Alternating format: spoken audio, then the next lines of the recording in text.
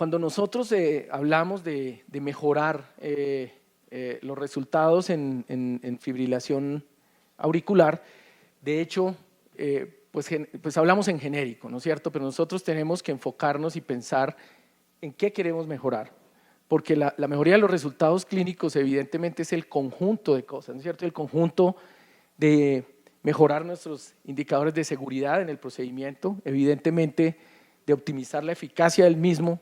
Podemos también pensar en cómo optimizar la eficiencia del procedimiento y por supuesto también en cómo optimizar los costos que cada procedimiento implica.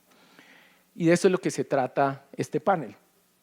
De hecho, cuando nosotros hablamos de seguridad, por ejemplo, que es la primera parte del panel, cada actividad que nosotros estemos pensando implementar en nuestros laboratorios, pues debemos filtrarla, porque evidentemente tenemos que tener un orden que va de acuerdo a la priorización que hagamos de cada actividad. Cada actividad implica un esfuerzo diferente en términos de costos. Por ejemplo, si yo quiero prevenir, no sé, digamos, estenosis de vena pulmonar, por decir algo, en mis resultados, estenosis de vena pulmonar está por encima del indicador, del estándar, pues probablemente tengo que pensar en qué tecnología debo incorporar al laboratorio, cuál es más costosa, cuál es menos costosa, pero sobre todo, cada una de esas actividades que pretendo implementar, debo entender qué impacto va a tener en el indicador que pretendo impactar, por supuesto. Es decir, me va a disminuir realmente de manera significativa la complicación, me va a mejorar realmente de manera significativa mi eficacia, mi eficiencia, etcétera. Y esta es una manera muy simple que se puede utilizar. Obviamente estos son conceptos traídos más del área administrativa, pero que yo pienso que nosotros cada vez debemos aplicar más en el quehacer nuestro. El tema es que para poder hacer esa priorización de las actividades que yo necesito implementar en mi laboratorio para mejorar los resultados clínicos, debo tener información. Si yo no conozco mis estadísticas, ¿no es cierto? Ni siquiera conozco las estadísticas mundiales del promedio de grupos acerca de cuál es la eficacia deseable, acerca de cuáles son las mayores causas, las más frecuentes de complicaciones hoy en día por determinado procedimiento, pues voy a estar perdido, evidentemente, no voy a poder priorizar bien. Y de hecho, si no averiguo y no me lleno de información acerca de lo que en costo implica la implementación de cada actividad, cada solución, pues igualmente va a estar perdido, ¿no es cierto? Eso es lo que pasa cuando de pronto, digamos, hacemos inversiones enormes como instituciones o como grupos de práctica privada, llámenlo como quieran, comprando equipos que al final probablemente ni voy a usar o al final no me están generando el impacto que yo necesitaba. Este es un ejercicio que vamos a hacer a lo largo de la sesión, que les propongo que hagamos porque me parece pues, muy útil y muy práctico y deja digamos, mensajes muy contundentes. Si nosotros utilizásemos este cuadro, pues entenderíamos que cada actividad que propongamos debemos definir cuál es su potencial costo en esfuerzo, ¿no es cierto? Económico, costo en necesidad de entrenar recurso humano, enfermeras, médicos, curvas de aprendizaje más largas o menos largas, etcétera. Y de esa manera, dependiendo de la variable que yo quiero impactar, pues vamos a tratar de clasificar esas actividades dentro de este cuadro. Por supuesto, cualquier actividad o cambio que yo quiera implementar para mejorar algún desenlace, como por ejemplo taponamiento, pues debemos, y ese es el ejercicio que vamos a hacer, debemos clasificarla como si es un esfuerzo relativamente bajo porque es barato implementarlo, porque las curvas de aprendizaje son cortas, porque no necesito contratar el doble personal que yo tengo en los laboratorios, pero además eso me va a impactar enormemente, lo que quiero impactar, pues por supuesto debe ir clasificada acá, en este cuadro, debo implementarlo ya. Es fácil y te va a impactar positivamente y rápidamente el indicador. Para actividades que requieran un gran esfuerzo, pero que igualmente me pueden impactar muy grandemente el indicador, pues generalmente lo que se recomienda es clasificarlo en este cuadro. No es algo que debas implementar ya, pero debes hacerlo y debes tomarte el tiempo para planearlo, debes tomarte el tiempo para saber cómo lo vas a financiar, cómo vas a conseguir el recurso humano, cómo lo vas a entrenar, etcétera. Pero debes pensarlo. Y evidentemente debes pensarlo si con las actividades que clasifican en el cuadro verde no fueron suficientes, ¿no es cierto? Debes dar el tiempo para filtrar esa información. Y por supuesto, cualquier actividad que me represente un esfuerzo muy bajo, pero que va a casi no impactar lo que yo quiero impactar, pues es una pérdida de tiempo. Probablemente no gastes el tiempo, no lo pierdas. Y adicionalmente, alguna actividad que requiera muchísimo esfuerzo, muy alto costo, mucho personal nuevo incorporado en el laboratorio, pero que no me va a impactar el indicador, pues evidentemente no debe ni siquiera considerarse. Ese es el ejercicio entonces que les propongo hacer hoy. Necesito un comunicador a la sala, por favor, para saber si ya están listos. Sí, pero necesito un audífono. Bueno, la idea en este momento es comunicarnos con la sala, que los operarios nos presenten los casos que están programados por hoy desde la sala y después regresaremos a continuar haciendo este ejercicio. Vamos a estar yendo y viniendo, digamos, posteriormente vamos a hacer un feedback sobre la audiencia acerca de cuáles creen ustedes son hoy en día, por ejemplo, en indicadores de complicaciones, son las complicaciones más frecuentes que este tipo de procedimientos de ablación de fibrilación auricular están reportando. ¿Tienen comunicador o sigo?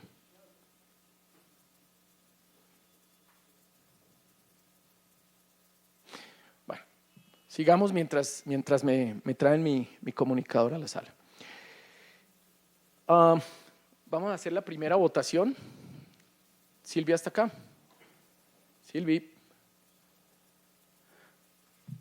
La primera pregunta, y recuerden que estamos en la parte de complicaciones, que quiero hacerles es, en su experiencia, en su información y revisión de la literatura disponible, ¿cuáles creen ustedes que hoy en día es la complicación más frecuente que se presenta en los procedimientos de ablación de fibrilación auricular?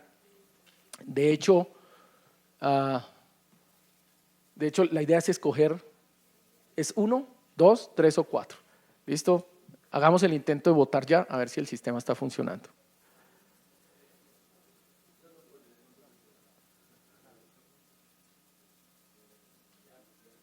¿Ya votaron?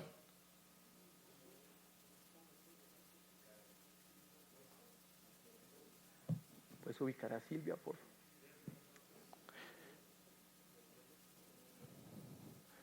Recuerden que pueden votar una vez y la idea es entre pregunta y pregunta no volver a votar o si no el sistema sigue operando.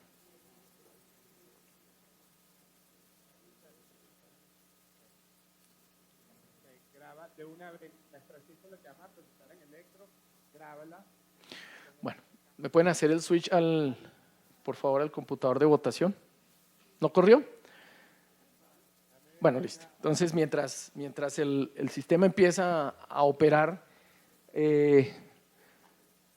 vamos a hacer una votación sencilla. Levanten la mano quienes piensan que la complicación más frecuente hoy en día es stroke y accidente isquémico transitorio. Tranquilos, con confianza. 1. Levanten la mano por estenosis de vena pulmonar. Sí, claro. De acuerdo. Toda la razón. Sí. Sí. Tienes toda la razón. Evidentemente, los casos que se van a transmitir en vivo son de radiofrecuencia.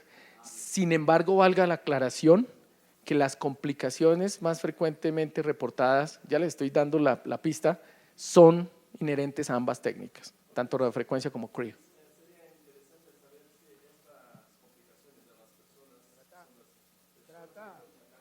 Trata de inducir, digamos, es de más valor que ustedes transmitan su experiencia, porque eso es lo que se trata, de que podamos entender dónde podemos poner los mayores esfuerzos, los que estamos haciendo programas de entrenamiento, las sociedades científicas que están representadas acá. Entonces, preferiblemente desde su experiencia propia, si no la tienen, porque pues no están todavía haciendo procedimientos de fibrilación auricular, al menos lo que conocen de la literatura. Listo, perfecto. Bueno, estenosis de vena pulmonar. ¿Alguien ¿La compra? Nadie. Complicaciones de punción, pseudoaneurisma y fístula femoral. ¿Quién la compra? La compran la mayoría. Taponamiento. La mayoría fue taponamiento. ¿Listo? Muy bien. Perfecto. Vamos a revisar entonces la literatura disponible. Cada uno, pues obviamente conoce sus propias complicaciones, pero pues para unificar criterios, por ahora vamos a revisar la literatura. Recuerden que los datos de la literatura médica son básicamente descritos por los 2 registros mundiales que se han hecho en ablación de fibrilación auricular, que hizo el doctor Capato en el 2005, en el 2010, y las cifras más contemporáneas que tenemos hoy en día son los resultados del Fire and Ice, ¿no es cierto?, que fue el estudio aleatorizado que comparó radiofrecuencia versus crío, y aquí podemos observar cosas muy interesantes. La tasa total de complicaciones reportada, al menos en el último estudio, en el último registro del 2010, era 4.54. Pero cuando nos concentramos en las principales causas, las causas más frecuentes de complicaciones en procedimientos, vemos cómo la complicación relacionada con los accesos vasculares sigue siendo la más frecuente de todas. De hecho, ha estado en aumento realmente. Miren, comparen, pues aquí obviamente hay problemas de registros incompletos, en el 2005, de pronto en el 2010 se hizo mejor registro, pero eso es lo que tenemos. Hacia el 2010 la complicación aumentó muy significativamente y de hecho cuando comparamos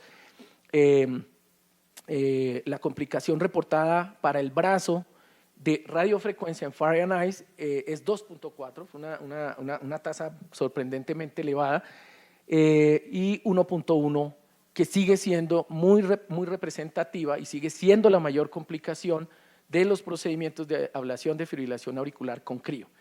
El primer mensaje es recordar que evidentemente esta es la complicación más frecuente. Está seguida por taponamiento.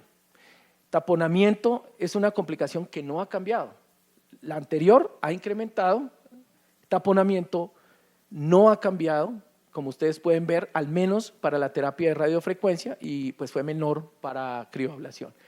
La tercera complicación más frecuente sigue siendo stroke y evento cerebrovascular isquémico, bien sea con secuelas o sin secuelas, la cual permaneció estable en los 2 registros, pero en Fire and Ice bajó, obviamente pues era una subpoblación de pacientes probablemente menos enfermos, pero sigue siendo hoy en día la tercera causa más frecuente de complicaciones, que son complicaciones que, como ustedes saben, que pueden ser letales por stroke o por lo menos dejan unas secuelas muy grandes en algunos de estos casos.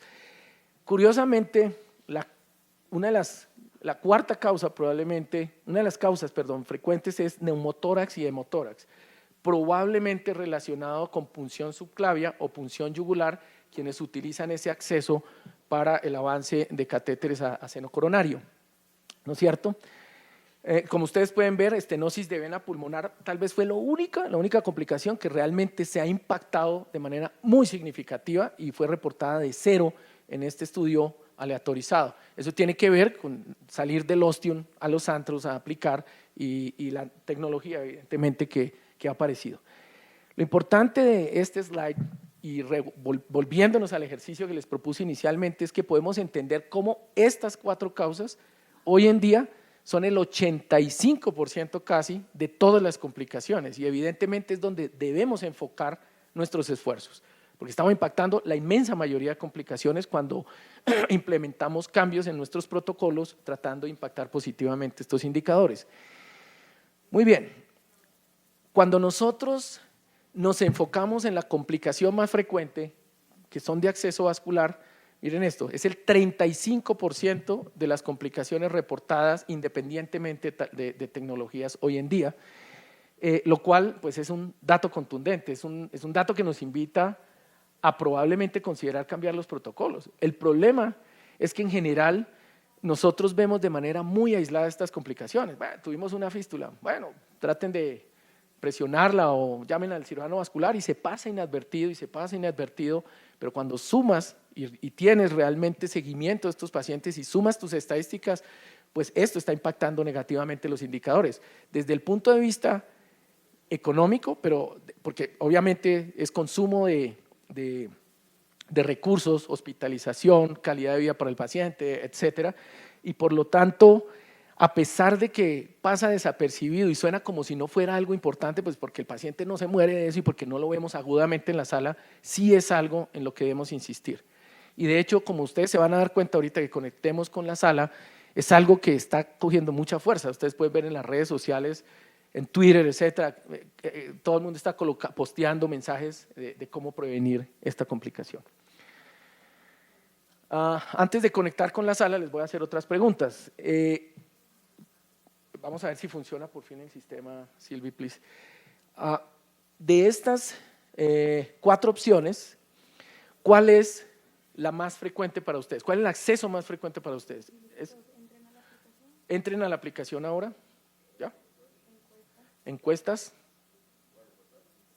No, espera, encuestas, ¿me avisas? Encuestas donde dice panel de preguntas, como les indiqué. Panel de preguntas.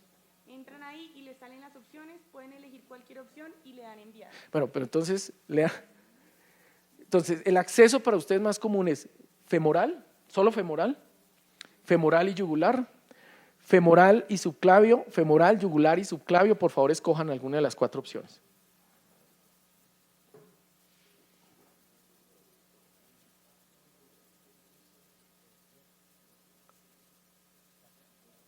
Funcionó. Espero que se vea, pero la mayoría de ustedes, de hecho la mitad de ustedes aproximadamente, hace acceso solo femoral. El 20% hace femoral y subclavio.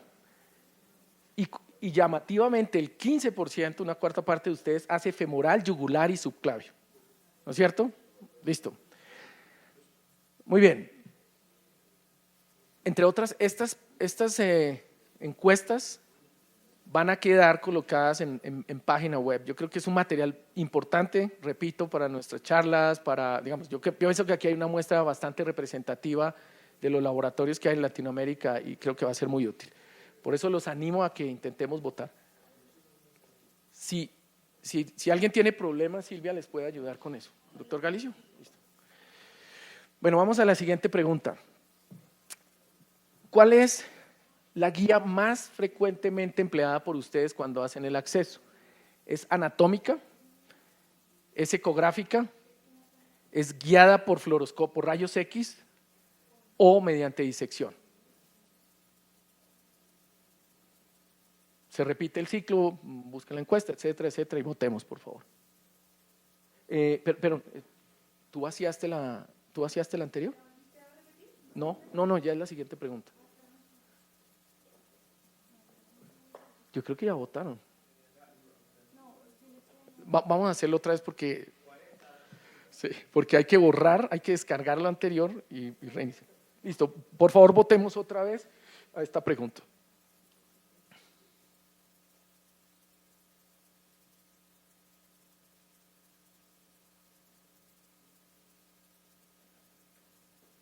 ¿Listos?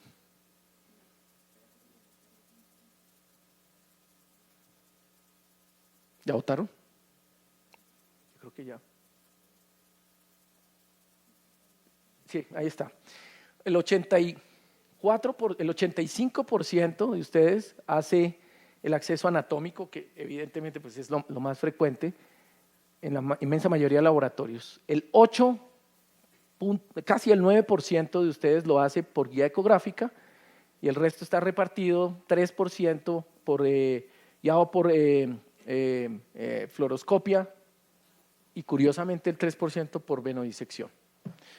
Muy bien. Bueno, yo creo que con esta información y esta antesala ya es tiempo de conectarnos con los laboratorios. ¿Qué laboratorio está listo? ¿Con quién vamos a conectar? ¿3? ¿Andrea? Sí. ¿Andrea? Sí. Good morning. I can hear you, Carlos. Yes, we can hear you. So Is Diego with you? Yes, Diego's here. Diego, buenos días. We're going with the second transeptal. So I don't know if you can see the recording. sea, We have the lasso there already. We're going with the second transeptal. And then Diego is going to show you the axis with the tongue. So the transeptal, I'll show you. So you can see on ice. no tenemos ice. Oh, you don't have ice? Okay, I wanted to show the ice. Tú tienes, Diego, hay una cámara de Can you show retorno. the ice? Podemos mostrar el- No. We have ice now. Okay, good. So can you see the ice, the needle tenting? Yes. Okay. Diego. So we're going to use the bowie to go across. Yes. So we're not. See the. Okay, go. Come on. Okay, hold on a second. Try it again. Go. Did you cross? Go. Are we applying? Is the bowie working, guys? Yeah. Internal little bit high. How many bats are you applying through the bowie? We're doing 30. Can we measure it? Okay. Good. There it is. Go through. Okay, we're across. Yes, you So cross. without putting any pressure. Uh-huh. There it is. Okay. Yeah. Why did you decide to use Bobby, to I use perform the transeptal? we use the bowie all the time because it's another way to minimize the risk of complication because you don't have to put pressure to go through the septum. So there is no way you're going to push too hard and then a perforation. Yeah, sure. So, as maybe many of the attendants know, you used to perform the transeptal axis in a very posterior way, Yes, it is. So maybe this is the reason why you are doing the transeptal by using Bobby, because if you push a lot of pressure, if you advance suddenly, you are going to perforate maybe the posterior wall. Is it right or not? Well, but not necessarily because if you, first of all, if you go anterior, you're going to struggle. So it's important to go posterior. It's an important aspect of the point by point. If you go anterior by using the conventional fluoroscopic landmark, you're going to struggle for the entire procedure to actually drive the catheter posterior. So it's important that you actually go posterior. But even if you go anterior, the anterior portion is the one that actually is more stretchable. So if you keep pushing and pushing and pushing, Exactly. you can put a lot of pressure before you go across. Uh-huh. Okay, So- let's flash. So it is important, hablan español, es importante tener en mente la diferencia en la aproximación que ha dicho el doctor Natale, ¿no es cierto? Si la mayoría de las personas que no Ok, hemos en algún nos momento vamos. usado ICE o que no usan ICE o ecografía intracardíaca, probablemente están haciendo una punción muy anterior, Sí, porque generalmente es donde naturalmente la aguja cae, o porque simplemente atravesamos por presión el foramen oval y se nos va anterior. Ya posteriormente Flash. hablaremos un poquito más al you respecto, flashing? pero pues en eso Flash, hemos flash resaltado, y everyone, el doctor Natale lo ha hecho en muchas ocasiones, la aproximación anterior no te permite alinear bien el catéter de ablación, especialmente en el aspecto anterior de las venas izquierdas contra el ridge, lo cual es absolutamente primordial para hacer un buen contacto y estable ablación en esa zona. Por eso él hace posterior, pero hay que tener cuidado con algo. Él hace la punción muy posterior y por eso casi siempre entra o bien con aguja de radiofrecuencia, que no tenemos en el mercado latinoamericano todavía, o con uso de cauterio. Ya hablaremos un poco más de cuáles son las recomendaciones para hacer punción transeptal con cauterio. Pero tengan en cuenta que él no usa camisas deflectables. Si ustedes usan camisas deflectables, y especialmente si usan camisas de curva grande y hacen la punción muy posterior, todo el tiempo van a estar perdiendo la punción porque el radio de la curva de la camisa va a ser muy grande para la cercanía que va a tener el lugar de la punción al ostium de la vena. Y van a es decir, se van a dar cuenta que él incluso no, para ablactar los segmentos de la vena pulmonar inferior derecha, hace una curva al catéter, generalmente no la pone enfrente, porque es tan posterior que difícilmente alcanza a llegar en una posición adecuada. Diego, Let's give another 2000. Diego, 13. Diego, Diego. Diego. Diego does not have the microphone. He's standing here close to Yeah, me. can you present the case for us, Do you want please? to present the case? Okay. Giancarlo is going to present. Empezamos un poco- Giancarlo is going to present the case. Sí. Spanish. ¿Quién tiene micrófonos? Micrófonos, por favor. Do they want to do okay. Yo les voy a pedir el favor, dejemos presentar el caso. Obviamente Andrea se nos adelantó un poco mientras nos comunicábamos. Presentemos el caso para que nos informemos al respecto y después empezamos a hacer feedback. ¿Listo? Dale, Diego. Diego o Andrea, por favor, presenten el caso. I think Giancarlo is going to do it. I don't know if you can hear Giancarlo. Giancarlo is there? Yeah, it should be Mike. You should hear. Because Diego does not have a mic. Bueno, yo voy a presentar el caso entonces, el fellow debe estar embolatado. El caso clínico del laboratorio 4, que está siendo realizado por el doctor Natale y mi compañero de trabajo, Diego Rodríguez, es acerca de una mujer de 52 años de edad, a quien se le hizo diagnóstico de fibrilación auricular paroxística en marzo de 2016 y cuya presentación clínica fue asociada con empeoramiento de clase funcional, la clase funcional 3. Presentó evento cerebrovascular en marzo, fue llevada a cardioversión eléctrica en marzo y en mayo de 2016, que fue fallida.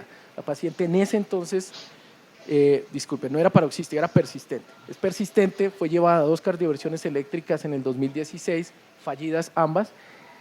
Fue manejada con metoprolol, rivaroxaban, omeprazol, amiodarona, etcétera, a pesar de lo cual la paciente persiste en fibrilación. Es importante anotar que para la ablación se suspendió cordarone hace un mes. Ha habido pues, múltiples publicaciones y Andrea ha insistido mucho en la importancia de suspender amiodarona con tiempo suficiente, especialmente para poder hacer manifiestos los triggers extrapulmonares después del aislamiento con isoproterenol. Eso es fundamental. De hecho, este caso, como los casos, pues, los que hacemos desde hace 2 años probablemente, se hacen siempre con el paciente sin interrupción de la anticoagulación, sea warfarina, sea rivaroxaban, apixaban, etc. En este caso, para mantener el efecto de la anticoagulación durante el procedimiento se administra la última dosis de rivaroxaban a las 6 de la tarde del día anterior a la ablación y al otro día, es decir, el día de la ablación, es decir, hoy se le reiniciará a las 6 de la tarde. Bueno. Sí. Okay. Next slide.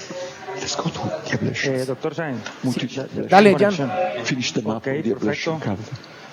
Bueno, aquí tenemos, pueden observar en la diapositiva, un electro, como ya les habían presentado previamente, la paciente se había documentado fibrilación auricular persistente de más de un año de evolución. Uno de los electros en donde, previo a una cardioversión eléctrica, se había documentado la fibrilación auricular. Básicamente durante los monitoreos o registros Holter se documenta FA. Habla más duro, Jan. Okay. Aquí podemos ver en uno de los trazos del monitoreo Holter en donde se registra la fibrilación auricular.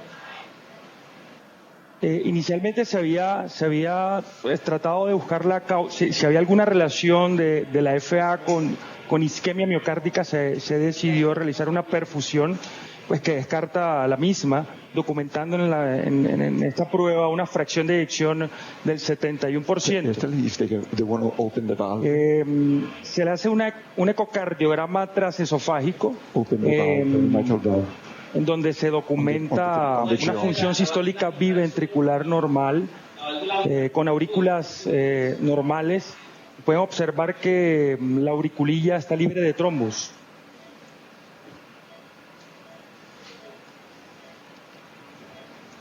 Como parte de nuestro protocolo, pues se realiza una tomografía de tórax en tercera dimensión con reconstrucción o protocolo de venas pulmonares,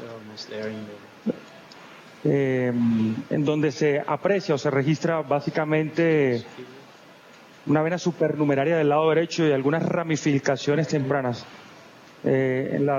tanto en las venas derechas como en la superior izquierda. Podemos observar en la imagen además un ridge prominente que se extiende del techo hasta el piso de de la aurícula, ¿no? Las venas izquierdas. De las venas. Estamos trabajando con los siguientes problemas: una fibrilación auricular persistente larga, de 2 años de evolución, ya en manejo anticoagulante con rivaroxaban, dislipidemia y pues el compromiso de la clase funcional asociada a la fibrilación auricular. La válvula mitral. Por lo que se establece el plan de llevar a ablación de fibrilación auricular. Gracias, Jan. Jan es uno de los fellows de segundo año de nuestro programa. Jan, ¿le puedes decir a Diego que si puede mostrarnos el acceso venoso? Por favor.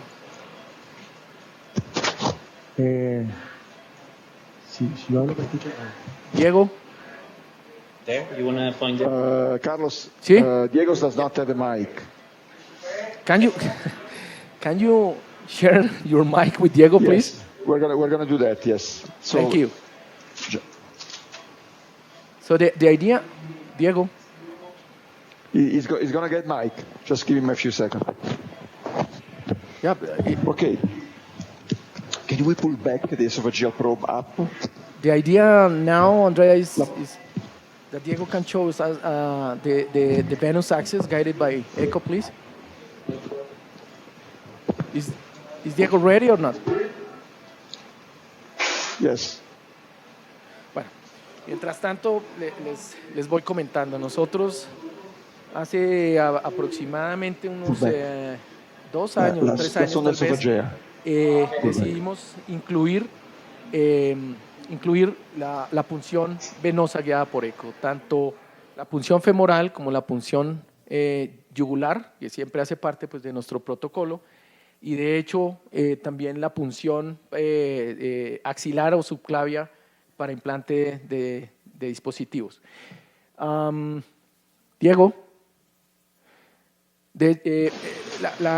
la razón de ser es que, y de donde tomamos la idea, eso está muy de moda ahorita, pero la verdad se empezó hace más o menos unos 3 años, como les decía, básicamente fue de mi colega, de Diego Rodríguez, y la tomamos de cuidado intensivo, de los colegas de cuidado intensivo, de los anestesiólogos, cuando iban a ayudarnos con la anestesia, ellos tomaban la radial, etcétera, con eco, y evidentemente 40 watts decidimos implementarlo. 40 watts. La experiencia que hemos tenido con esto es que realmente disminuye de manera muy significativa las complicaciones asociadas a la punción, tanto la aneurisma, hematomas también, etcétera. Es algo que consideramos relativamente fácil de implementar. Ecos hay de diferentes clases. La mayoría de los laboratorios, la mayoría de los equipos de ecografía intracardíaca que trabajan con los cuales ustedes trabajan hoy en los laboratorios tienen la posibilidad de conectarse a la sonda lineal, de ecografía lineal, para hacer punción venosa. Sin embargo, también hay que mencionar que hay ecógrafos específicamente diseñados para accesos vasculares que son muchísimo más baratos, pero que evidentemente pues, no van a servir para hacer ecografía intracardíaca, que puede ser una solución eventualmente más al alcance de la mano de algunos laboratorios. Diego. So Diego, Carlos, Diego can show you the access. We did the access to the ¿Sí me escuchan? Sí, Diego, go ahead, man. Sí, hola. ¿Qué hubo? ¿Me pueden colocar, por favor, en la pantalla la presentación de mi computador, por favor? Bueno, Diego Rodríguez es mi compañero uno de mis compañeros de trabajo, junto con el doctor Juan Montenegro, electrofisiólogo que trabajan con nosotros hace más de 5 años. Y que han sido realmente el abanderado de la técnica guiada por ecografía. Diego, dale. Bueno, buenos días a todos, muchas gracias y bueno, qué bueno que todos estén acá acompañándonos en esta tercera versión del EP Life. Es realmente un placer poder compartir con ustedes estos conocimientos y esta pequeña experiencia que tenemos. Entonces, honestamente, digamos, como decía Luis, esto empezó como una idea de hace 3 años en el cual pues viendo a los radiólogos, a los intensivistas, a los emergenciólogos y cada vez el mayor uso de la ecografía que existe en todos estos servicios, nos empezamos a preguntar realmente cuál sería la aplicación que había para procedimientos de electrofisiología y obviamente teníamos pacientes que eran muy difíciles de canular, en marcapasos, etcétera. Entonces empezó toda esta idea. En el American College of Cardiology de este año, en el 2016, realmente me llamó mucho la atención esta revisión sistemática de la literatura y metaanálisis, en la cual participaba Luigi Di Biase, que es uno de los trabajadores médicos que está con el doctor Andrea Natale. Y pues realmente en este paper, en este resumen, pues se confirmó en gran parte los beneficios que puede tener la punción guiada por ecografía femoral, en el cual pues se veía en 1.848 pacientes en el grupo de ultrasonido y 2.200 en los de punción estándar guiada por palpación. Había un 60% de reducción en los eventos de sangrado vascular mayor y 66% de reducción en complicaciones menores vasculares. Pero cuando uno mira la literatura, no solo hay para punción venosa, sino para punción arterial. También en punción arterial se favorece la punción guiada por ultrasonido. Vemos que el éxito al primer paso, a la primera punción, también favorece el ultrasonido. El tiempo para hacer la punción favorece el ultrasonido. Y pues todo esto hace que realmente no solo en punción venosa arterial sea beneficioso la utilización del ultrasonido, sino también en venas subclavias, y vemos cómo las diferentes complicaciones son menores y favorecen al ultrasonido en comparación a la punción ciega. Y el tema pues simplemente parte de que nosotros como electrofisiólogos estamos acostumbrados a tener una práctica guiada por referencia anatómica. Nosotros aprendimos a hacer las funciones subclavias con la horquilla external, viendo dónde estaba la subclavia, después implementamos algo de venografía, las referencias anatómicas en fluoroscopia, pero definitivamente nosotros no estamos viendo la vena, ¿sí? Y la ecografía a la larga pues es la mejor herramienta que nos permite ver la vena y saber dónde estamos, saber dónde viene la aguja. También pues muchas veces nos vemos sujetos a la variabilidad anatómica. Todos los pacientes son diferentes, el gordito, el flaco, las venas más arriba, más abajo, más anterior, más posterior, y todo eso no es estándar y la referencia anatómica no siempre nos da la exactitud de dónde está la vena. No vemos obviamente la permeabilidad de la vena. Nosotros vamos a hacer un dispositivo, vamos a hacer un estudio electrofisiológico y pinchamos y pinchamos y pinchamos de manera ciega, y muchas veces simplemente es que la vena está trombosada y realmente no tenemos la forma de evaluar si las venas son permeables o no. Dale, Diego. Estamos quedando cortos de tiempo. Estamos quedándonos un poquito cortos de tiempo, Diego. Dele. Bueno, ¿puedes mostrarlas? Entonces les voy a mostrar acá, vamos a adelantar un poco en el tema de las imágenes. Este es un Doppler color que tenemos, que le hacemos a los pacientes, en el cual vemos la arteria, claramente se ve pulsátil, y vemos acá el flujo venoso. Esta es una de las maneras que tenemos para identificar la arteria versus la vena. También podemos utilizar el Doppler pulsado. Vemos como en este vaso que tiene acá dos afluentes venosas, pues no tenemos un adecuado flujo, o no hay un adecuado flujo pulsátil arterial, que sería el de las arterias. Cuando ponemos la sonda, vemos el flujo pulsátil en la arteria. Entonces ya sabemos que esta que tenemos acá es la vena. La técnica, honestamente, como ven acá en el video, utilizamos un transductor de ecografía que está conectado al mismo ecógrafo que utilizamos para el eco intracardíaco. Miren, vemos acá cómo estamos ya pinchando la vena, ¿sí? Tan pronto tenemos el retorno venoso, ¿sí? Pasamos nuestra guía. Lo mismo lo podemos utilizar para el acceso femoral izquierdo. De hecho, en el caso que estamos haciendo, tuvimos 2 accesos venosos femorales derecho, un acceso venoso femoral izquierdo. ¿Sí? Tenemos que alinear el eje de la aguja con el eje de ultrasonido hasta el momento en el cual tenemos el retorno venoso, tratando siempre de esquivar la vena. Vemos ya el retorno venoso, la arteria. Y ya una vez con el retorno venoso pasamos nuestra guía sin mayor dificultad. También nos sirve para las punciones yugulares. Vemos cómo hay una buena compresibilidad de la vena yugular. ¿Sí? Esta acá a la izquierda es la arteria que no se comprime, la vena sí se comprime. Y una vez alineamos nuestra sonda de eco, vemos acá la punta de la aguja, miren, está exactamente dentro de la luz del vaso, momento en el cual podemos avanzar nuestra guía. Este es el eje largo de la vena con la guía dentro del vaso y de esa manera podemos hacer nuestro acceso. La técnica para el acceso yugular, que de hecho hoy lo hicimos para pasar el catéter duodecapolar a partir de la punción yugular, colocamos, acá lo utilizamos también en eje corto, ¿sí? Alineamos el eje. Realmente la punción yugular es la más fácil de hacer porque usualmente la vena es una vena gigantesca que se ve muy bien por eco. Pasamos nuestra guía. El tipo de sondas que nosotros utilizamos en nuestro laboratorio, vemos unas sondas que son un poco más anchas, unas más angostas. En general son transductores lineales entre 9 y 13 MHz con diferentes equipos. Realmente todos los equipos de ecografía lo permiten hacer y de esa manera hacemos nuestra punción.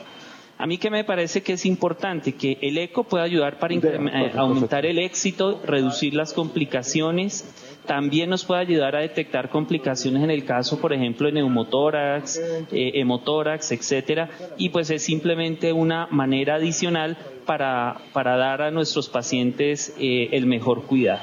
Este es el caso que tenemos hoy. Hicimos un barrido ecográfico, vemos acá la arteria, de hecho está pulsando. Vemos la vena.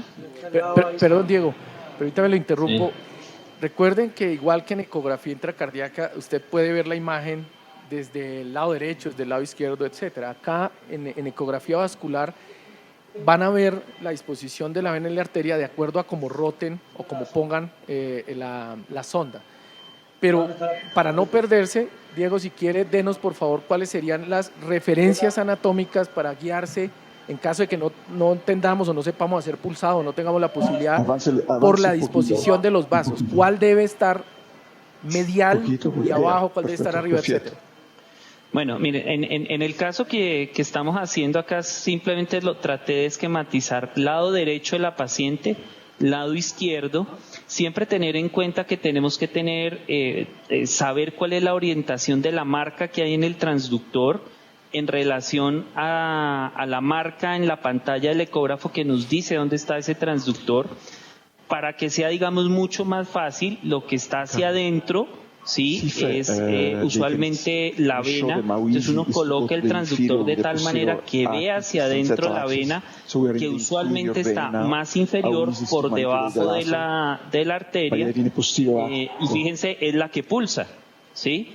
Aquí ustedes pueden hacer el análisis de Doppler pulsado, el Doppler color, pero usualmente la vena, y si hacemos un poquito de compresión, en la compresión van a ver que este vaso es el que se comprime más fácilmente en relación a la arteria. Y al revés, en la pierna izquierda vemos cómo al cambiar o rotar la forma de tomar el transductor, vemos cómo la vena es la que está adentro. Vemos aquí pulsando el vaso, la arteria. Entonces esta es la arteria afuera, la vena adentro, abajo es más profunda en este caso que la vena. Y vemos acá, si ustedes quieren estar también más seguros, pueden tomar el transductor de manera lineal, de tal forma que hacia afuera ven la arteria.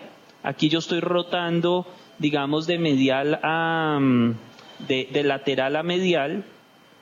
Vemos cómo está la arteria, roto el transductor y vemos cómo está la vena para un eje longitudinal. Bueno, sí.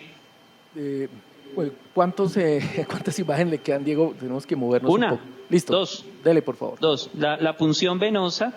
Vemos acá, aquí vemos la punción, vemos acá, esta es la arteria, esta es la vena, vemos acá el momento en el cual estamos avanzando la aguja, ¿sí?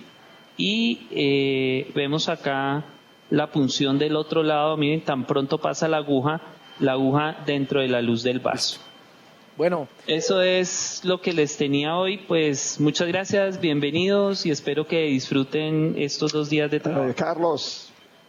Sí, Andrea. I wanted to show how easy it is to move the ablation around the right inferior because we have a posterior transeptal access. Sure. And a low. So you see, we're going the right inferior. ¿Podemos volver a la sala 4, por favor, con el doctor Natal? Go ahead. So if you want to make the point that how easy the right inferior usually is, if you have an anterior access, it's very difficult to access. Instead, we are losing you. Andrea. Yes. Say it again, please.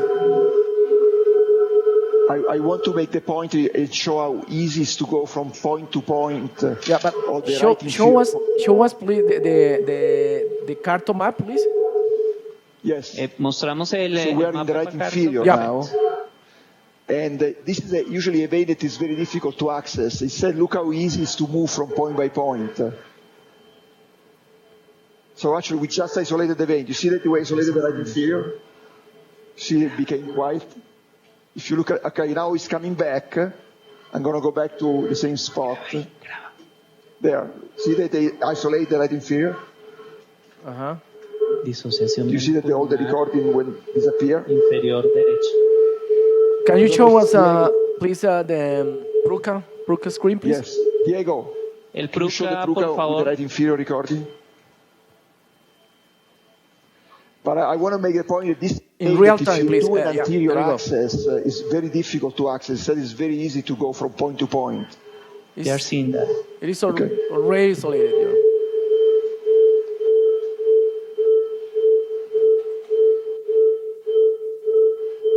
Yeah. Well, thanks, Andrea. So okay, cool. So let's move to vámonos al laboratorio. ¿Pregunta? Sí.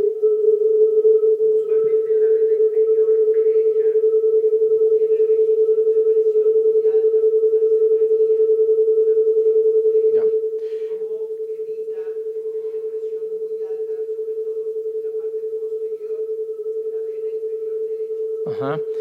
Andrea? Yes. There is a question here. It is about how Luis, did you... Dígame en español y yo la traduzco acá para que todos entendamos. Perfecto. ¿Cómo evita tener un contacto excesivamente alto, especialmente hacia la pared posterior de la vena inferior derecha? ¿Cómo posiciona el catéter? ¿Cómo regula su contacto en esa zona, teniendo en cuenta que su punción es muy posterior? What we do, if you see, the lasso is in position, and then I advance the catheter just where we get the noise on the Pruka, and then I stop advancing. So we tend to go higher with the wattage. We are at 40 watts, but we use the lasso as a target. So when we use contact force, usually that's equate of a contact of anywhere between 5 to maximum 15 grams. We never exceed the 15.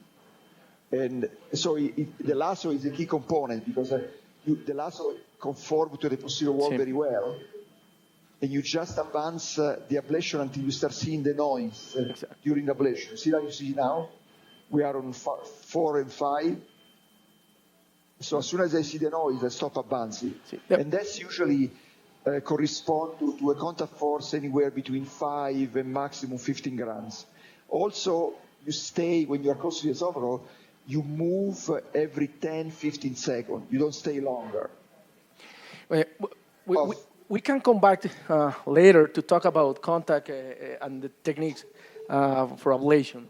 We have to move on in the agenda. Solo un pequeño comentario, es decir, recuerden que la aproximación de Andrea es basada en el lazo, básicamente en el ruido que produce el lazo. La inmensa mayoría de nosotros en los laboratorios estamos basando nuestra aproximación probablemente en ablación circunferencial lineal por pares de venas, basándonos en lectura de contacto, pues contact force, y cuando no lo teníamos, pues en otros indicadores indirectos de contacto, de disminución de la impedancia, etcétera, etcétera. Vamos a hablar un poco más de eso adelante.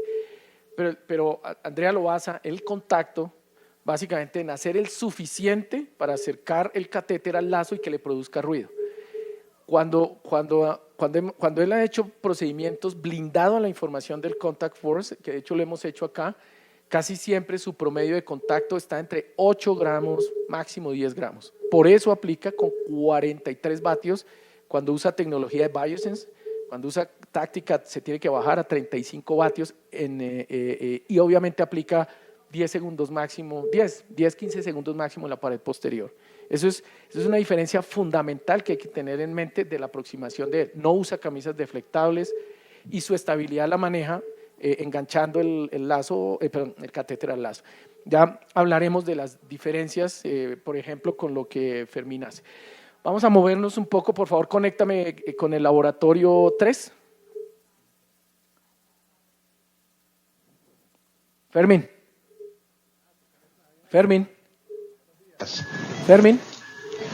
Hola, ¿nos oyes? Sí, hola. Pensé que se habían olvidado de nosotros. No, yo sabía que estás... Estamos aquí, tenemos un caso también. Bueno, vamos a presentar por favor, presenten el caso clínico de ustedes. Para hacerlo un poquito más organizado dentro del punto de vista de lo que hemos hecho. El doctor Malavesi... No, ¿me estás oyendo o no? Sí, te oímos bien. Por favor, coloquen el doctor Malavesi va a presentar el caso de una vez para comenzar la presentación del laboratorio número 3, ¿ok? Listo. Bueno, acá, buenos días. Vamos a comenzar presentando el caso acá en el laboratorio 3. Tenemos una paciente de 70 años con historia de una insuficiencia mitral severa con deterioro de clase funcional a clase funcional 3. Una fracción de eyección documentado el año pasado, en octubre, del 35%. La paciente es llevada en octubre a una plastia de la válvula mitral con colocación de un anillo mitral y exclusión del apéndice auricular izquierdo. Se realiza, según descripción quirúrgica, un procedimiento de Cox-Mex-3. La paciente en el posoperatorio inmediato se impregna con amiodarona debido a una filtración atrial de respuesta no controlada. Se le realiza una cardioversión. Posteriormente, en marzo del 2016, la paciente recurre con fibrilación auricular sintomática a pesar de medicación optimizada, según lineamientos, deteriora clase funcional y la fracción que había recuperado el 50% cae al 35% a pesar de medicación óptima. Acá podemos observar el electrocardiograma con el cual se ingresa la paciente y quisiera plantearle al auditorio algunas preguntas sobre esta taquicardia que estamos observando acá en el trazado. Entonces, para hacer una votación, quisiera que ustedes consideraran las siguientes opciones sobre cuál podría ser el mecanismo probable de esta arritmia. Primero, espera. típico dependiente del lead focado tricuspidio. Segundo, Federico, espera, hay que entrar a la aplicación por encuesta. Sí. Estar listos para hacer la votación. ¿Listo? ¿Continúo con las opciones? Sí, por favor. Segundo, una taquicardia atrial focal de vena pulmonar. Un flúter atípico del ánulo mitral. Una taquicardia por la entrada de la vena cava No voten superior. aún, por favor, no voten aún. O una taquicardia de aurícula derecha relacionada con la atriotomía. Podemos proceder con la votación. Espera un segundo.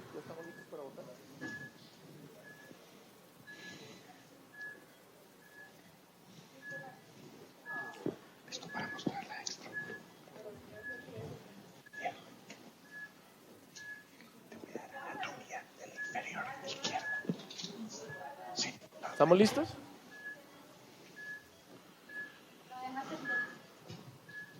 Por favor, coloquen la pregunta otra vez desde el laboratorio para que hagan las votaciones.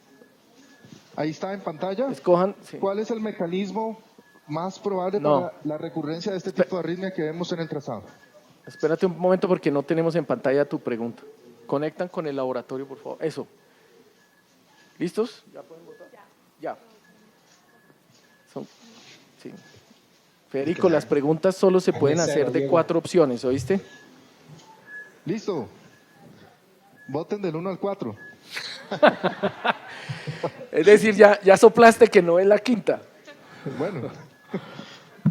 Olvídense de la 4 y asuman que la quinta es la 4. Es la 4, sí. Sí. Postmaze, es postmaze. Bueno, pongamos la votación, por favor. Plastia de válvula mitral, Cox-Maze 3, exclusión de auriculilla. El 60% de la audiencia vota por la opción tercera, supongo que es esa, y el 22% por la segunda opción. Volvamos a tu presentación. Vamos a dejar esa interrogante y vamos a continuar. Listo. Y ya les vamos a mostrar qué hemos encontrado acá en el laboratorio. Muy bien, dale. Acá tenemos la ecografía de la paciente, vemos pues una fracción de eyección del 35-38%, vemos en la segunda imagen la plastia que se realiza y el anillo colocado a nivel mitral. No hay descripción de trombos. Entonces tenemos como nuestro caso, como diagnósticos de trabajo, una fibrilación atrial paroxística de etiología valvular, recurrente, refractaria de drogas y sintomática, con una taquicardia que ha inducido cardiomiopatía, con un flúter. Vamos a dejar ahí la incógnita si es típico o atípico. Una reparación de válvula mitral con una colocación de anillo y un Cox-Maze 3 con exclusión de la aurícula izquierda. Vemos en la reconstrucción tridimensional ahí el anillo colocado y vemos que no hay observación macroscópica de auriculilla. Ahora, ¿qué sucede cuando metemos el paciente acá al laboratorio? Este es el registro de superficie, esto no es endocavitario, del electrocardiograma que tenemos al comenzar el procedimiento. Y vemos que observamos una extrasístole posterior al latido de origen sinusal, donde vemos algunas características importantes que ya nos están orientando cómo hacer el approach para este caso. Lo primero es, estamos viendo un PR corto, un QRS angosto, un PR corto, ya eso nos dice mucho. Vemos que el eje de la onda P no es el mismo que el eje del ritmo sinusal. Posteriormente, vamos a proceder pues a realizar el abordaje del caso. Ya va, pon la extrasístole otra vez, pues hay un par de cosas importantes. Luis, ¿me puedes oír ahí? Sí, perfectamente, dale. Una de las cosas que nos hace pensar, el paciente primero no viene en flutter, o sea que no tenemos el flutter clínico porque el paciente está en ritmo sinusal, pero con extrasístole frecuente. Entonces, una de las cosas al momento de decidir si vamos a ir hacia el lado izquierdo o empezar nada más en el lado derecho fue evaluar la onda P, ya que hay unas características muy importantes. Y recuerden, aquí si bien en el EP Live vamos a ver el uso de la tecnología, yo voy a hacer mucho hincapié que la herramienta más importante del electrofisiólogo es el electrocardiograma. Y el electrocardiograma nos ayuda mucho a decidir lo que vamos a hacer con la tecnología. Y esa va a ser la orientación que yo le voy a dar a mis casos desde el punto de vista clínico para ir hacia las tecnologías más avanzadas. Uno no puede empezar un caso con tecnología avanzada sin entender lo que el electro nos está tratando de decir. Este paciente nos está tratando de decir que tiene una extrasístole en bigeminismo, donde el PR es más corto que el PR de ritmo sinusal, lo que significa que esta extrasístole está llegando más cercana hacia lo que es el sistema de conducción. Cuando uno tiene este tipo de extrasístoles auriculares, las opciones son el seno coronario, el septum o una vena pulmonar que esté muy inferior cerca del septum o la parte baja del apéndice izquierda. Cuando nosotros vemos esta extrasístole, de una vez eliminamos el seno coronario porque el eje de la extrasístole es inferior, no es superior. La onda P es positiva en 2 y en 3. Cuando vemos esta extrasístole es opuesta, digamos, los notches de la extrasístole, las mediduras de la extrasístole son opuestas al ritmo sinusal y tiene un eje, como pueden ver, de izquierda a derecha, lo cual nos hace pensar que esta extrasístole está viniendo de una estructura izquierda. O sea que cuando yo veo esta extrasístole, de una estoy empezando a pensar, o se reconectó, o hay un problema con la vena pulmonar inferior izquierda, o hay un problema alrededor de la auriculilla izquierda. Acuérdense que esto es un paciente que lo vieron en la tomografía y que lo describió Federico, que se le hizo una resección del apéndice, pero no una exclusión, sino que se hizo una resección que pareciera parcial, basada en lo que le vamos a enseñar ahorita. Entonces, cuando hacemos esto, decidimos el acceso. Quiero poner el eco un momento, Luis. Dale. Porque no voy a entrar en eco, pero hay un solo punto que quiero hacer importante del eco. Ya Diego enseñó esto. Es importante entender el approach del eco, la estructura, mano, ver la arteria y la vena y cómo la arteria puede estar encima de la vena. Dale a la próxima, porque nada más quiero hacer un punto. Diego hizo una presentación excelente de eco. Dale a la próxima, Cristian. A la próxima. A la próxima. A la próxima. Esa es la entrada. A la próxima. A la próxima. Ahí, párate. Yo creo que espera, perdimos la conexión del computador. Ahora esto sí. Es muy importante, ¿ok? Y esto, yo creo que lo que tú dijiste es esencial, lo que dijo Diego es esencial, pero mi opinión es una de las razones más importantes de usar eco para el acceso, porque solamente uno ve si está en la arteria o en la vena, pero la esencial de una punción perfecta para un acceso venoso, en mi opinión, es que la entrada sea nada más en la pared anterior y que no vayamos a través de la pared anterior y la pared posterior, porque al ir a través de la pared anterior y la pared posterior, teóricamente uno deja una punción posterior con la anticoagulación. En mi opinión, es el sitio frecuente donde pueden originarse, sobre todo si la punción es alta, los hematomas retroperitoneales. Y aquí en el eje largo usted ve cómo la punción es nada más anterior y la guía está entrando directamente a la vena. Sí. Esto no lo puede ver, yo Fermín, creo que estoy 100% de acuerdo. Fermín. Este approach se ha obtenido y es estándar en la Universidad de Pensilvania hoy en día por todos mis colegas, incluyéndome a mí. Lo aprendí aquí en la fundación y, para ser honesto, es algo que hemos estado adaptando ya también desde hace un tiempo después de la experiencia inicial. Anda para la próxima. Fermín, para un segundo. Fermín, ¿me escuchas? Ajá. Mira, hay un tema con lo que tú estás diciendo y es que la posibilidad de transfixiar la pared posterior de la vena depende también de la inclinación en la que puncionas. Porque si tú entras muy vertical al eje largo de la vena, y la vena no, es decir, no es lo que uno piensa de que uno puncionó y entró la aguja. Ustedes se dan cuenta que hacer cierta resistencia a la pared y a veces hay que empujar para penetrar.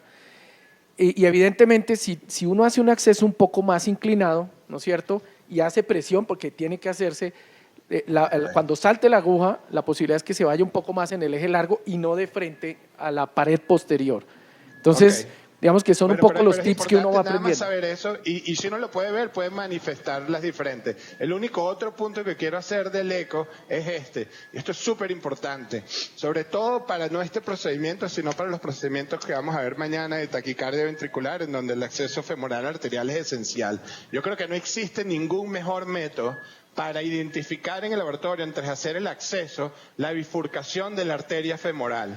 Este paciente del lado izquierdo, la arteria femoral es completamente la arteria femoral del lado derecho. Ustedes ven cómo podemos comprimir la vena y ven las dos estructuras arteriales que están allí, la superficial y la profunda. Si nosotros fuéramos a hacer un acceso arterial a este nivel, nosotros estaríamos no accediendo a la femoral común. Y esto nada más es un punto que quiero hacer y será muy aplicable mañana, pero la identificación de la bifurcación es el otro punto esencial que yo creo que eco es muy, muy útil en estos casos. Específicamente y esencial, importante, en mi opinión. Si vamos a hacer acceso para pasar un impela, por ejemplo, evidentemente hay que buscar la común y no una rama diferente. Pero por un impela o para hacer un watchman o para hacer un cierre con amulet, para hacer lo que vayamos a hacer a nivel venoso o arterial, sobre todo arterial, taquicardia ventricular, poniendo una vaina larga, deflectora, lo que sea. Es identificar la femoral común y esto con eco es esencial. Necesitamos avanzar, Fermín, estamos cerca casi del break, dale.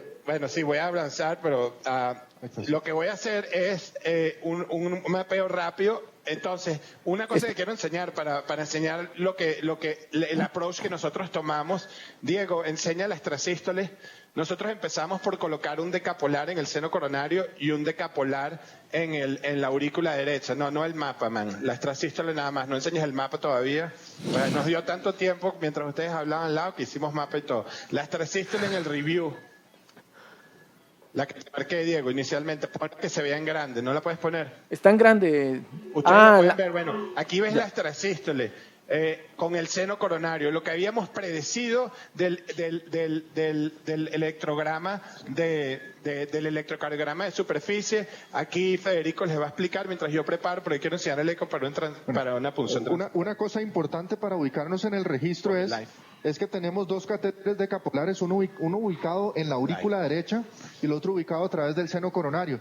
Entonces, con la orientación para el abordaje que nos dio el electrocardiograma de superficie, lo que mencionaba el doctor García, importantísimo para poder acceder y planear el caso, lo estamos viendo corroborado acá. Estamos viendo la despolarización del seno coronario dado en el canal que está con líneas verdes, y estamos viendo dos muy importantes. Primero, la despolarización acá precede a la despolarización de la aurícula derecha. Y en segundo caso, la despolarización es desde distal a proximal. Ya eso nos dice mucho. Posteriormente vemos que hay mayor precocidad donde tenemos la porción de registro más distal. Entonces eso ya nos está excluyendo que la extrasístole que estamos observando venga probablemente de la vena pulmonar. Ya nosotros hicimos el mapeo y documentamos que hay reconexión de las venas. Listo, ahora sí tenemos la imagen a la derecha abajo de cómo tenemos los catéteres de registro. Repito, aurícula derecha, un decapolar, otro decapolar en coronario. Y la Diego. Y tenemos el registro también de vena cava. Vemos ahí cerca de la estructura donde está el anillo con el cual se hizo la plástica del anillo. Y vemos además los dos agilis. Perdón un segundo, Federico. Federico. Ablación irrigado, Federico. que estamos utilizando acá. Federico, Sí. Amplíen la imagen de fluoroscopia. Estás explicando. ¿Me puedes poner, por favor, Eso. la imagen inferior derecha? Entre otras, en este screen, catéteres acá. Listo. arriba está la aurícula derecha y en verde estaba el seno Si coronario. quieres ponlo en vivo, ¿no? Ponlo en vivo, se ve bastante oscuro. Se ve muy oscuro. Ya, te lo voy a poner en L yo, en vivo, a ver si se ve mejor. ¿Lo ven mejor ahí? Sí, pero sigue viéndose oscuro. ¿Pueden mejorar un poquito la imagen de la fluoroscopia, por favor? Es que se ve perfecto en la fluoroscopia. Sí, yo creo que es asunto de transmisión Sí. acá. ¿Se puede Bueno. mejorar un poco, aclarar un poco la imagen de fluoroscopia, por favor? No te la puedo aclarar de ninguna forma. O sea, lo más que puedo hacer es esto, pero se ve aquí, ahí se ve Eso, mejor. ahí mejor, un poquito. Dale. Bueno, tenemos entonces de izquierda a derecha, porción superior izquierda, tenemos el catéter táctica. Ahí. Sí, mejor, Dentro de mejor. La camisa deflectable Agilis, nosotros estamos utilizando un tamaño M. Tenemos el catéter decapolar para registro de la actividad de aurícula derecha. Podemos ver posteriormente un segundo Agilis donde tenemos un Yo cable creo que guía. ya, eso lo vamos a describir ahorita. Sí. Lo único es la situación de los catéteres. Danos 10 minutos, Luis, o 5 minutos y terminamos la presentación para movernos. Yo no sé si te interesa, yo dejé un agilos en la aurícula derecha para hacer una punción y demostrarlo. No sé si eso les interesa o no. Si pueden poner el eco en vivo, dime si quieres que lo enseñemos o no, o si no te enseñamos, porque ya hicimos el mapa de la aurícula izquierda. ¿Qué prefieres? Yo, digamos, había una parte específica de la agenda para punción transeptal. Si puedes... pues, Bueno, entonces si espérate tienen un el segundo. eco ahí en vivo, Fermín, esta dame un es la segundo. imagen que llamamos Ustedes el home quieren, view. digamos, quieren mostrar, ver el Imagen mapa superior o hacemos la derecha, punción. gracias. Vivo. Esto sería Mapa, el home view. Fermín, Esta sería la válvula tricúspide. ¿Tú tienes oportunidad, Luis, de señalar las estructuras allí desde allá o no? no. No. Ok. Bueno, no sé, Diego, si tú quieres poner la aguja en la parte inferior de la válvula de tricúspide. Estamos haciendo la imagen de la aurícula derecha. Sería lo que es el istmo cabotricuspidio. Ven la válvula tricúspide, se ve muy bien. Lo que sería la arteria coronaria derecha. La ven ahí abajo, y esto sería el istmo cabotricuspidio. Diego va a tratar de poner el cursor, díganos si se ve. Sí, se ve bien. Ok, esa sería la arteria coronaria derecha, y hacia atrás de la tricúspide, en la vena cava inferior, el istmo cabotricuspidio. Si uno empieza a dar clock desde aquí, empieza a ver el ventrículo derecho, el seno coronario se ve claramente, y ven cómo empieza a entrar la aurícula izquierda y lo que sería el ring de la reparación mitral. Obviamente esto sería una punción muy anterior, porque estamos viendo una estructura que es anterior, que es la aorta. En esta situación, la aorta la ven claramente, la válvula mitral por debajo, y si le doy más clock al eco, ven perfectamente el ring con la relación que existe con la válvula aórtica. Si le doy más clock, ahora empiezo a ver lo que sería la aurícula derecha, las venas pulmonares inferiores, la aurícula izquierda, la vena pulmonar inferior y tronco común izquierdo. Ahí sería donde vamos a hacer la transeptal, que lo vamos a hacer en un momento. Si le doy más clock, sería la vena pulmonar inferior derecha, que la pueden ver claramente. Si le doy más clock, sería la vena pulmonar superior derecha, que es donde está el catéter de ablación, que lo pueden ver claramente. Si le doy un poquito de counter clock, ven aquí la parte brillante detrás de la aurícula, que es el esófago. Y aquí lo ven claramente. Y yo no sé si anestesia puede subir y bajar el esófago un poquito, Laura. Vas a ver como ahora Laura va a empujar y bajar la sonda esofágica. Dime cuando la estás moviendo.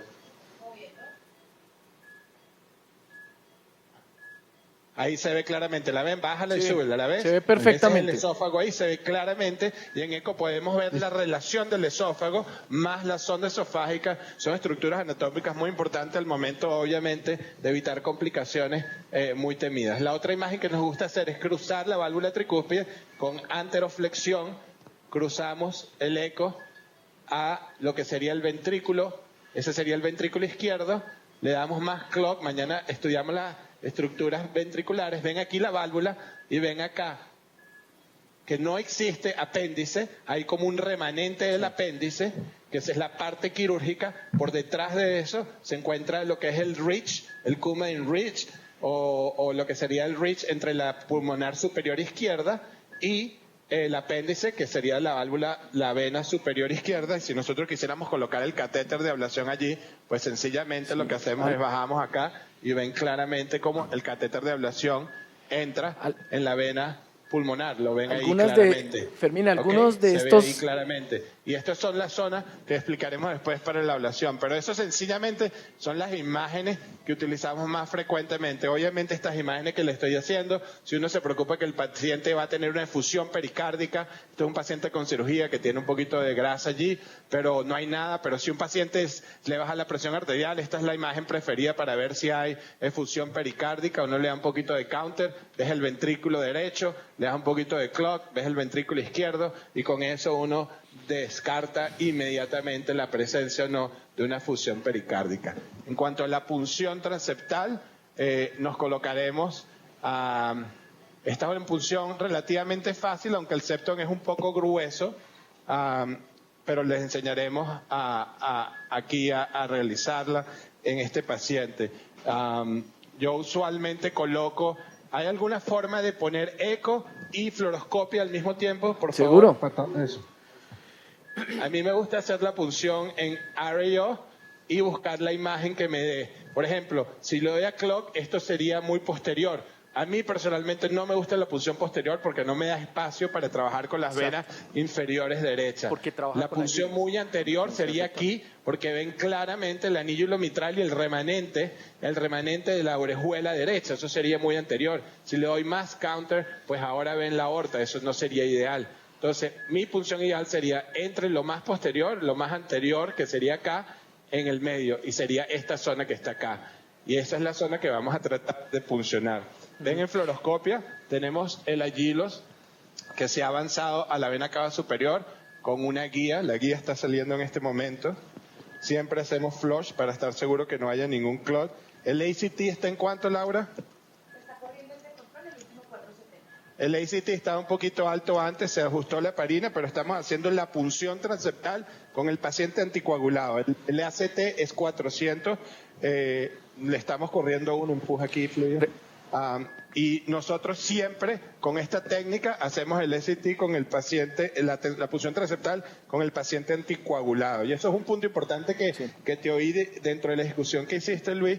No oí que se discutiera eso. No, Fermín, lo vamos a discutir. Lo vamos a discutir posteriormente, Fermín. Trombos en la aurícula derecha es hacer, en la aurícula izquierda es hacer la transeptal anticoagulado. Fermín, hay una parte específica para discutir protocolos de anticoagulación. No te preocupes. El paciente también tiene un INR terapéutico, es 2.4 hoy. Recuerde, esta Entonces, es válvula bajando, biológica, para válvula mecánica debe ser de 3.5, estoy ¿cierto? El INR. Posterior a lo que es la parte anterior, y ven en rayos X que estoy más o menos a la altura del eco intracardíaco. Entonces me voy a empezar a buscar.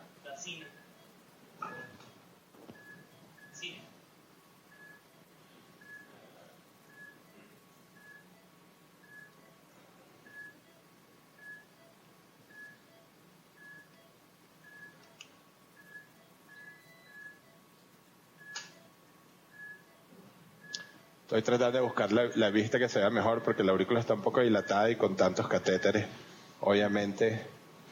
La ventaja del uso de la ecografía intracardíaca durante la punción transeptal, pues evidentemente lo primero es que puedes escoger a dónde dirigir la punción. No es, digamos, puedes percibir exactamente qué tan posterior quieres ir, como le gusta ir a Andrea, más o menos al frente de las venas pulmonares izquierdas, como le gusta ir a Fermín porque usa camisas deflectables, etcétera. Pero evidentemente la otra ventaja es la guía anatómica en tiempo real. Digamos que así como en la guía fluoroscópica queremos saber dónde está la aorta, si tenemos un pigtail ahí o eventualmente un catéter cuadripolar sobre el GIS y tenemos la referencia del seno coronario. Okay, Luis, ahí podemos ver la aguja ya, dale. Y el tentin y vamos a usar cauterio con COT. Ahí ves como ya la aguja entró, está en la aurícula en la aurícula izquierda. Protegemos la aguja en fluoroscopia, lo voy a enseñar con cine para que se vea mejor, y hacemos el deploy de la vaina y ya está en la aurícula izquierda. Esencialmente la transeptal está realizada. Entonces, para irnos y dejarlos porque ya con esto tenemos la primera parte, el paciente está en ritmo sinusal. Yo quiero enseñarles porque fuimos a la aurícula izquierda, pon el Navex ahora, por favor. Y hicimos, mientras ustedes estaban en el otro laboratorio, pon Navex, basado en las posibilidades por lo grande, una sola pantalla de Navex, perfecto. Quítame la aurícula derecha. Al principio hicimos nada más la aurícula izquierda porque sencillamente queríamos demostrarles varias cosas. Lo primero que hicimos fue hacer la reconstrucción anatómica con el Lay Focus 2, un mapeo de alto voltaje. ¿Cuántos puntos tenemos en la aurícula izquierda, Diego? Alta definición. 2.200 puntos en la aurícula izquierda, alta definición con A-Focus 2. Y aquí podemos ver el voltaje del MACE de este paciente. Lo primero que encontramos por la pared posterior, Diego, es que todas las venas pulmonares están conectadas. Es casi como que nunca se hubiese hecho nada. Este paciente no tuvo ablación, todas sus venas pulmonares están ampliamente conectadas. Dale la vuelta, Diego. Al darle la vuelta, notamos que hay un poquito de cicatriz o de fraccionamiento en el tope de la aurícula derecha, que puede ser un área que utilizaron para acceder a la aurícula derecha o puede ser sencillamente un área de cirugía alrededor de la válvula tricúspide. Y como ustedes estaban al lado, nos dio tiempo, la posibilidad siempre de que estos flóteres sean derechos. Hicimos un mapeo de voltaje también de la aurícula derecha para entender el sustrato. La aurícula derecha esencialmente es normal, excepto por una pequeña zona posterior. Da la vuelta, Diego. Aquí en esta zona se ve que una pequeña zona posterior, juega con el voltaje, hazlo un poquito más alto, una pequeña zona que probablemente es el sitio de la triotomía. Pero con el otro, con el mayor. En esta zona, ven aquí una pequeña zona de fraccionamiento que solamente se hace clara al jugar. Y esto es importante porque en este tipo de arritmias, mi approach es entender el sustrato como si fuera una taquicardia ventricular. Porque la mayor parte de los flóteres que vamos a encontrar en estos pacientes post-MACE son relacionados con un sustrato normal. Y entender el sustrato nos ayuda mucho. Entonces, de ahora en adelante lo que vamos a hacer es tratar de inducir y de aquí a que volvamos a ir a ustedes, ojalá les podamos enseñar, obviamente, tratar de aislar las venas pulmonares, porque este es un paciente que no tuvo ningún tipo de procedimiento esencialmente, y después tratar de explicarles cuál fue el flóter que el paciente se presentó, porque hoy en día todavía no lo hemos podido definir. Bueno, Fermín. Esencialmente, en 10 minutos antes que nosotros fuimos en vivo, recreamos la anatomía de las dos aurículas con un mapeo de alta densidad, donde ya sabemos el sustrato del paciente con un flóter de reentrada postquirúrgico. Bueno, Fermín, muchas gracias. Vamos a continuar la agenda. Por favor, me conectan al computador. Bueno. ¿Sí te flasha esto? No, esto no tiene flash. A esto. Eso sí está ya lavando. Okay. Diego, ¿qué quieres hacer? Hacemos estimular.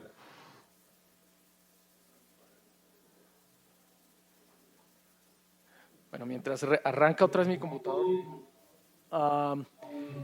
les quería comentar que la ventaja de la ecografía intracardíaca es que en solo pues, movimientos mínimos de rotación anterior y posterior te puedes orientar bastante bien en la anatomía.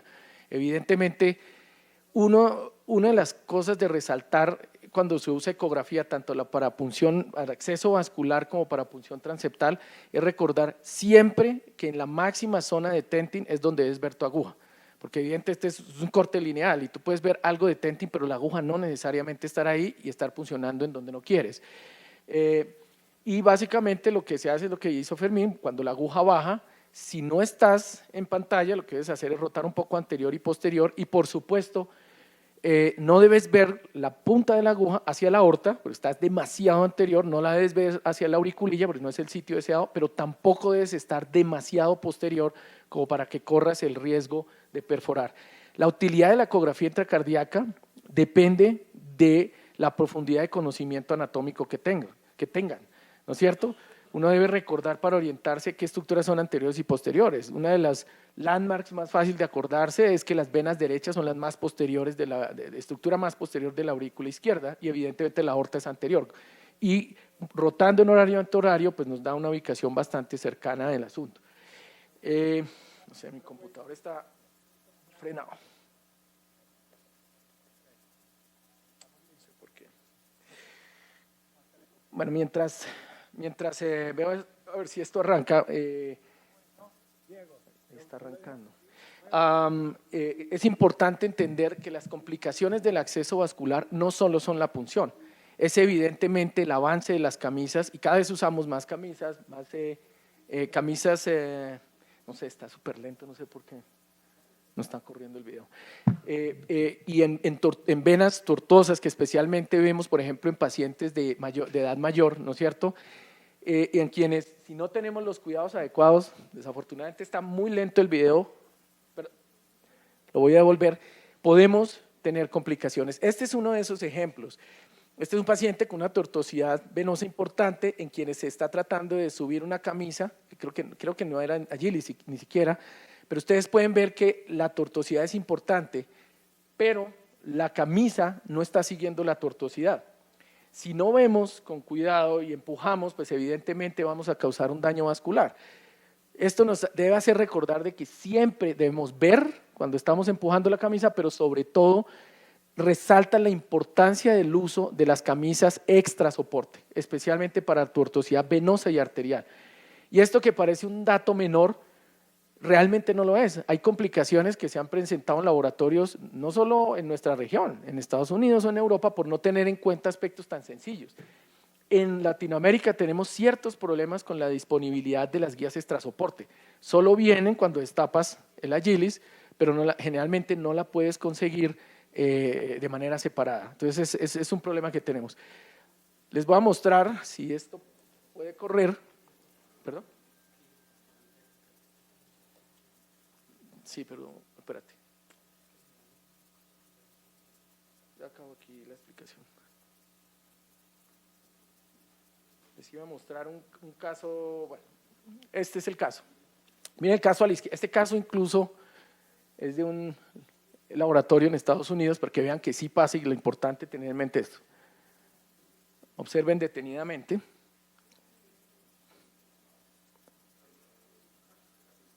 Es exactamente de lo que estamos hablando, ¿no es cierto? Está quedando colgado el computador.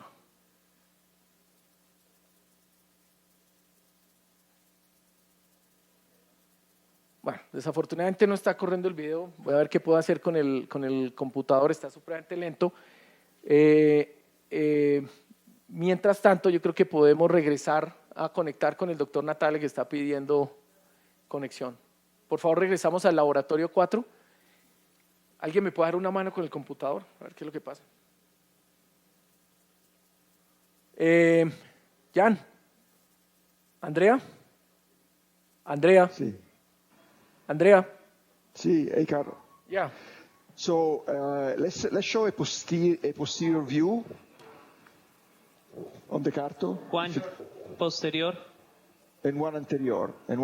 Y anterior en la otra. Okay.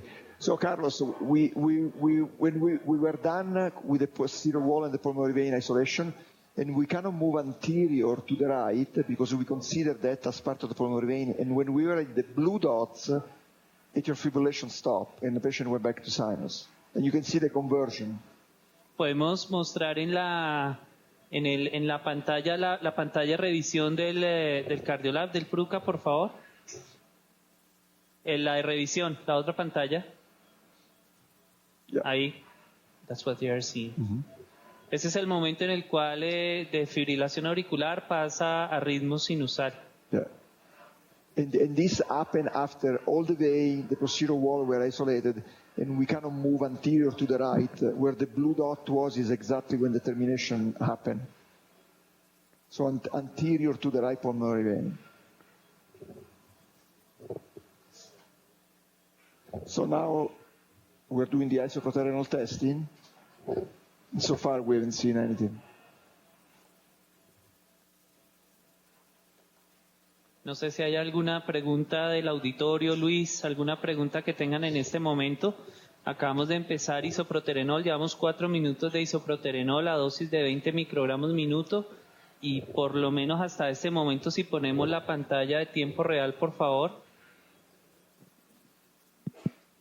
Se ve claramente que está en ritmo sinusal, sin actividad ectópica de ninguna clase, por lo menos hasta ahorita. Llevamos 4 minutos 20 segundos y estamos hablando ahorita acá con el doctor Natale que este es un caso, si bien la paciente era persistente, digamos relativamente rápidamente durante la ablación pasó a ritmo sinusal.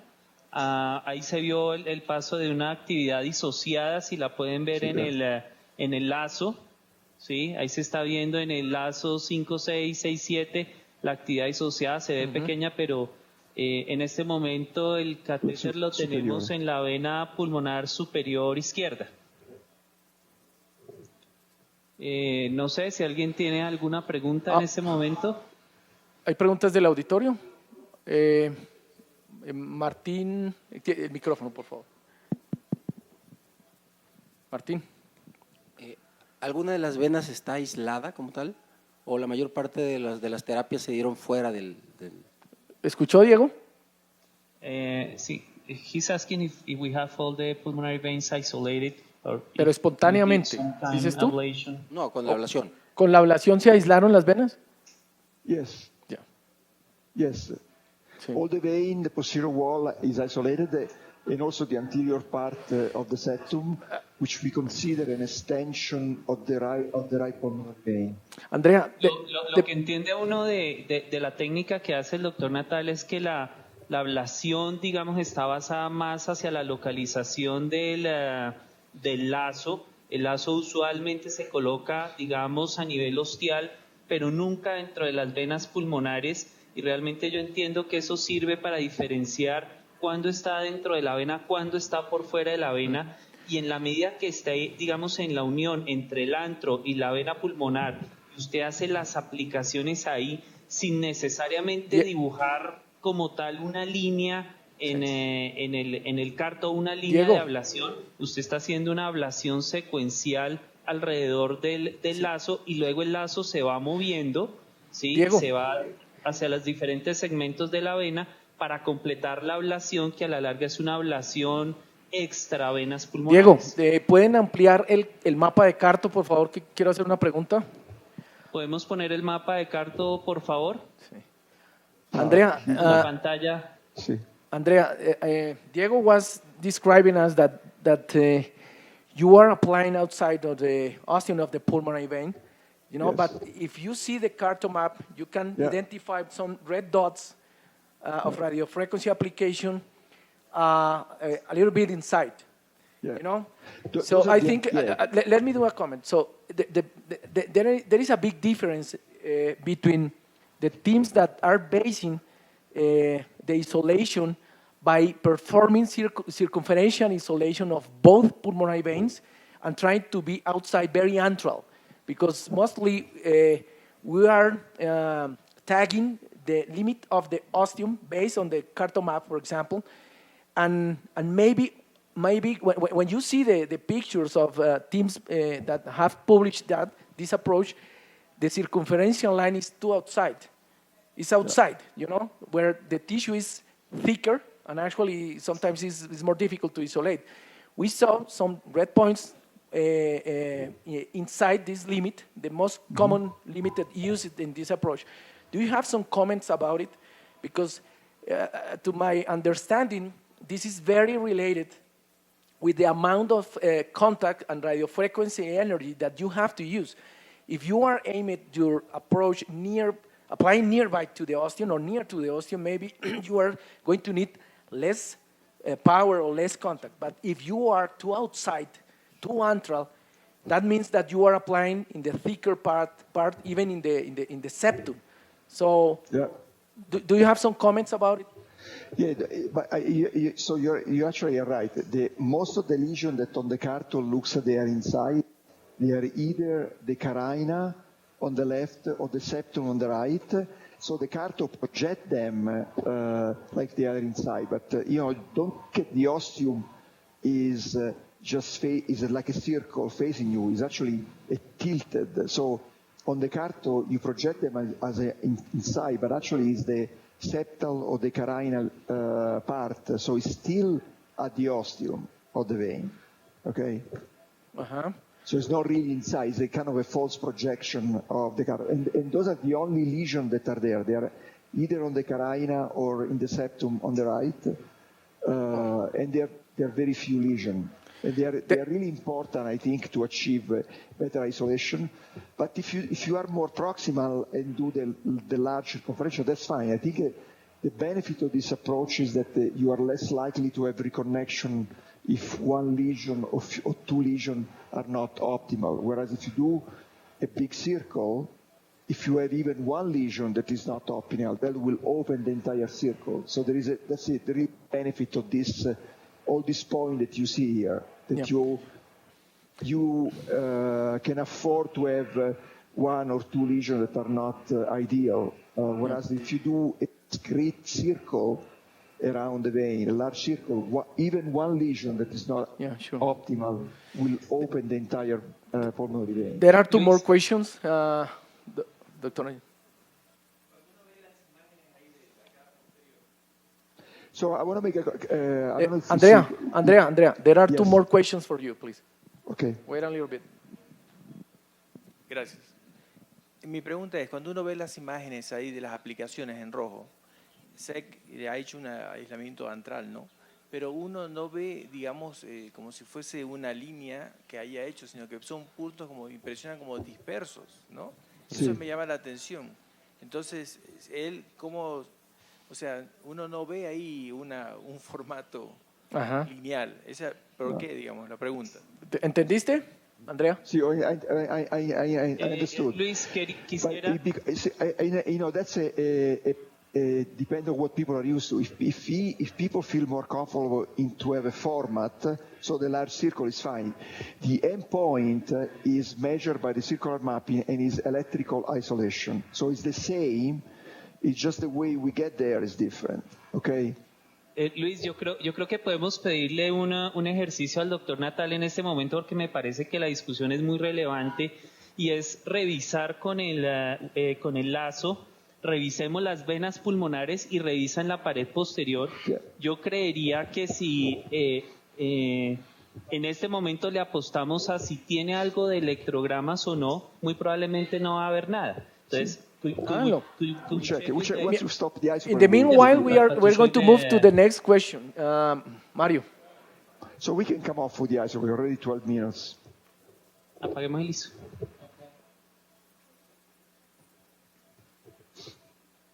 Yo creo que puedes hacer. Andrea, there is another question for you. No, yes.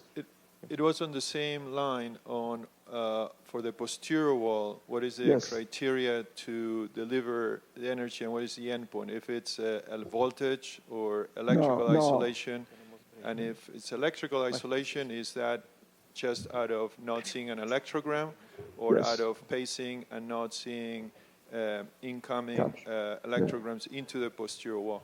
Yeah. You can do both, but the endpoint is electrical silence, so we don't want to see electrogram. So in the middle of the posterior wall, you should have no recording. And you can pace if you want, or you can just rely on the lasso. The lasso has a very small electrode, so if you don't see recording on the lasso, it's very unlikely that you have something. But you can try to do pacing if you want. But the endpoint is no recording in the posterior wall.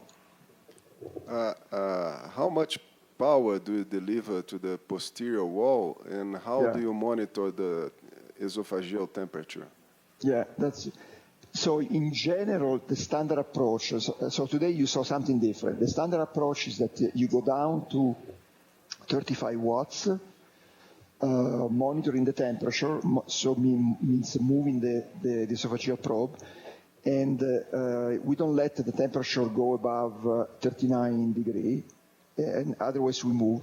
And the lesions are delivered for no more than 15 seconds.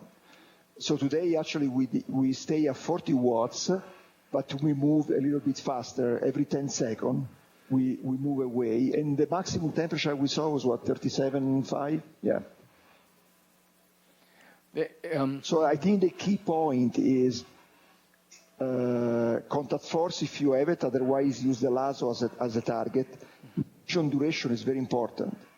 So if you go high power, you should stay there 10, 15 seconds at the most. And obviously as a backup, the esophageal temperature probe to monitor what happened to the temperature. Andrea, I think we can discuss about the parameters for radiofrequency application based on contact force and posterior wall versus anterior wall, etc. later. So we have to move on to the other lab. Fermin wants to show us something important. Luis, el doctor Natal le va a mover el lazo. Un minuto nada más. Podemos poner los electrogramas y la pantalla de Carto. Eso, perfecto. Y pantalla de Carto. So if what you see here, you see the recording only, it was kind of anterior, guys. So Aumenten la pantalla del Pruca, por favor, en tiempo real. En tiempo real la pantalla del Pruca. No la de revisión, sino la otra. No. La otra pantalla, por favor, en grande. La de tiempo real, por favor. Eso. Esa. Y que se vea una del Carto pequeña, por favor. So in here, the recording are about 5,000. So, okay, there it is.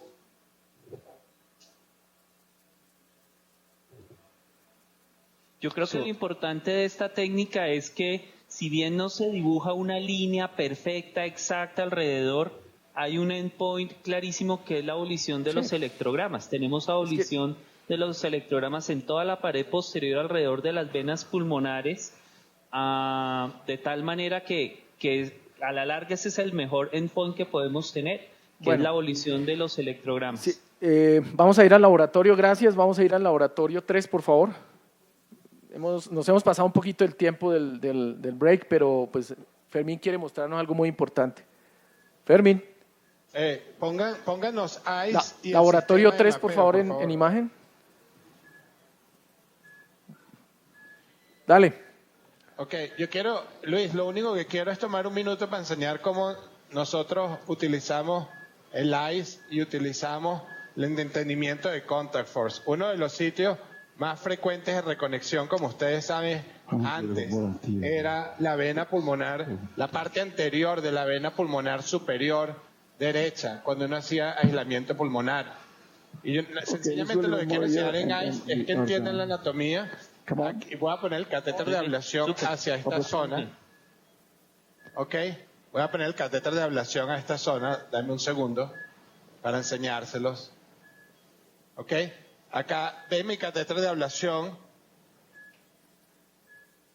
Acá, lo ven perfectamente. Esa sería la vena pulmonar superior izquierda. Esto, el catéter de ablación en el eco, estaría en lo que sería el apéndice. Aquí estoy tocando el reach. Ahora, yo les voy a poner un ejercicio nada más basado en electrogramas y lo que se ve en eco, y le estoy haciendo counter al catéter. Usted ve que el catéter está en contacto. Yo tengo un electrograma que se ve muy bueno, si ponen, pero miren el contact force. El contact force es 0. Y esto es súper importante porque es la razón por la que estas venas se reconectaban y mucha gente sigue asumiendo que el aislamiento pulmonar no funciona porque sencillamente no entienden las limitaciones y lo que es la importancia del contact force. Aquí estoy haciendo más clock en el catéter, sigo en muy buen contacto en eco, como lo pueden ver, y todavía tengo 0 gramos. O sea que hasta que yo muevo el catéter de la forma que se va a orientar mejor, no llego. Dame un RAO, Diego.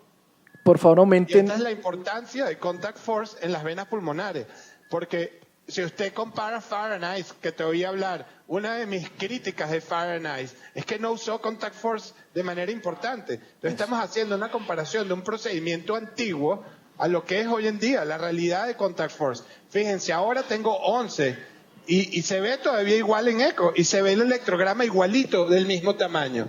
Pero hasta que uno no entiende la habilidad de entender el contact force, que el catéter esté orientado, como lo ven aquí con el TactiCath, que la parte, digamos, del cono está orientado hacia lo que es el reach. En ICE usted ve la imagen perfecta de contacto y ve que tiene ahora 13, 16, 17 gramos. Es cuando uno puede decir que está en contacto exacto en el reach para hacer la ablación. Y esto es primordial. Y este es el punto que quería hacer. Porque como podrán ver, la técnica de nosotros es un poco diferente a la técnica que vieron en el otro laboratorio. Nosotros creemos en la ablación lineal alrededor de las venas pulmonares sin dejar gaps. Y cada lesión tiene que ser perfecta. Cada lesión tiene que tener la cantidad necesaria de contact force por un tiempo adecuado para hacer la aplicación. Y la combinación de la imagen con contact force, el uso del sistema de mapeo y la integración con eco para nosotros es esencial para ciertas áreas anatómicas como lo es el reach de las venas izquierdas, por ejemplo. Fermi, yo creo que después del break podemos regresar a todo el tema de contact force, que es clave discutirlo. Creo que es uno de los tópicos más interesantes de la agenda. Por favor, me conectan a mi computador. Les estaba debiendo la imagen. Pasan a mi computador, por favor. Esta es la imagen de esa complicación que ustedes vieron ahí, y lo que pretendo es pues que llevemos en nuestra mente un recordatorio de que estas recomendaciones de acceso vascular, que parecen sencillas y que casi no les ponemos atención, realmente pueden hacer la diferencia entre complicaciones muy graves como esta de este paciente, y nos debe siempre hacer recordar de que si sentimos resistencia no empujemos más duro, lo que hay es que ver qué es lo que está pasando y solucionarlo. Muy bien. Bueno, yo creo que podemos dejar acá, ir al break y luego de regreso discutir un poco el tema de los protocolos de anticoagulación y ya el tema puramente de contact force. Muchas gracias.